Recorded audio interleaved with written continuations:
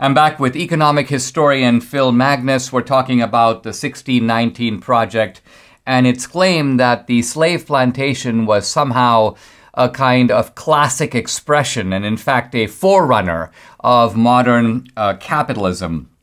Phil, isn't it a fact that capitalism at its core is based on the idea of voluntary consent? In other words, that you walk into a grocery store, something costs $50, you decide if you want to buy it, they decide if they want to sell it, and if there's an agreement, you do it. The same if you go apply for a job, the employer says, I'm willing to pay you $75,000 a year. If that's acceptable for you, you go for it. If you don't, you walk out. So that's capitalism at its core. It's based upon voluntary transactions. Now, the slave system couldn't be further removed from that. So how do the 1619 historians overcome this central obstacle that you've got a coercive system at its core? Do they just argue that capitalism represents somehow more disguised forms of coercion?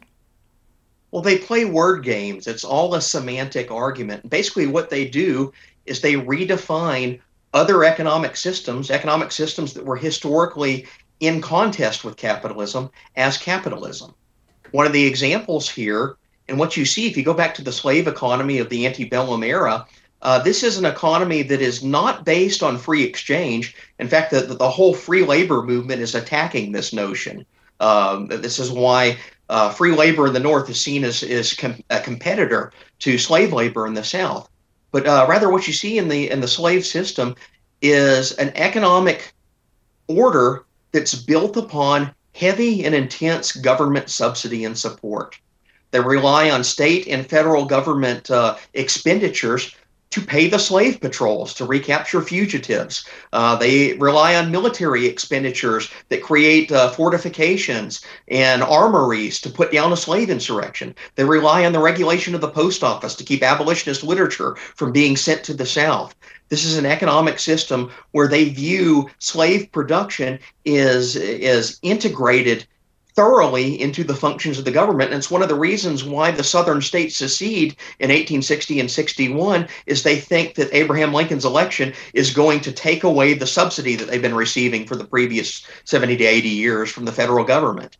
So when these new historians of capitalism and the 1619 Project claims that slavery is connected to capitalism, all they've done is redefined what the term capitalism means and try to attach it to stuff that they don't like and try to attach it to stuff that has a very horrendous and violent legacy, which is slavery.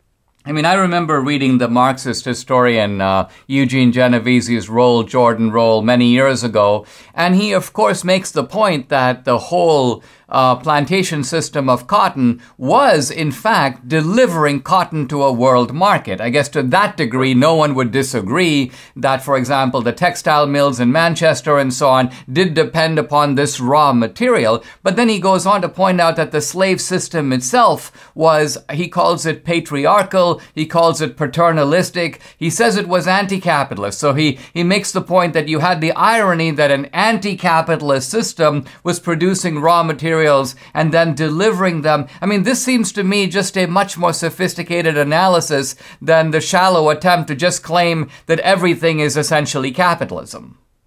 Well, that's absolutely the case. And you see historians like Genovese and then some of the other historians that work on it, they tend to categorize slavery as something of a throwback to feudalism. Sometimes it's integrated with mercantilism, but it was historically seen as being at odds with capitalism. And one of the figures that we see to tell us this is the founding father of capitalism himself, Adam Smith.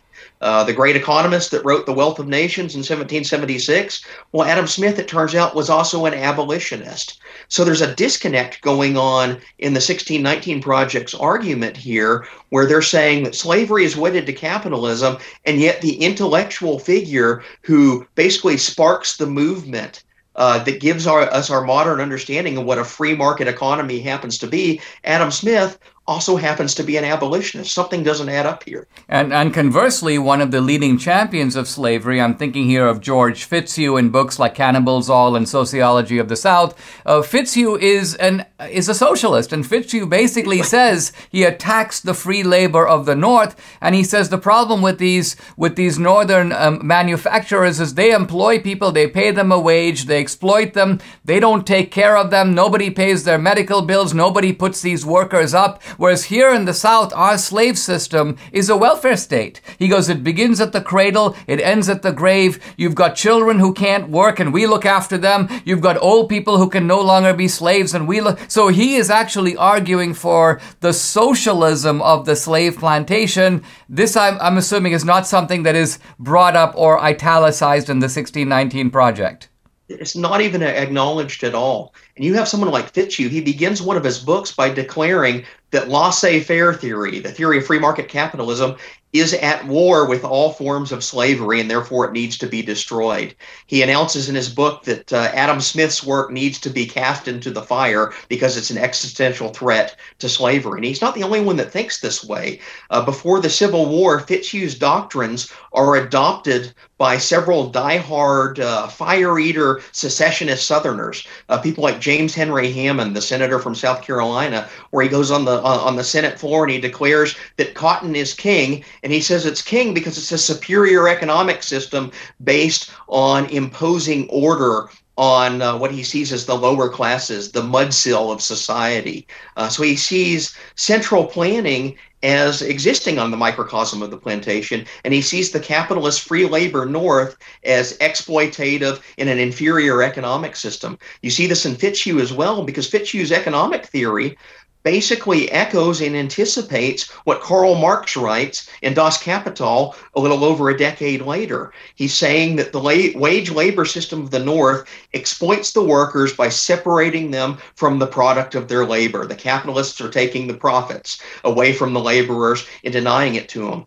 And, where Marx says we need to have a socialist overhaul of society to correct this, Fitzhugh says, well, we already have that socialist system in place. The socialists just don't recognize it. It exists on the plantation. The plantation is a microcosm of a perfect socialist society in Fitzhugh's mind. And then you start thinking, you look fast forward to the 20th century, things like the Soviet gulags and the work camps that we see across the socialist parts of the world. And it seems like Fitzhugh actually kind of had a point there.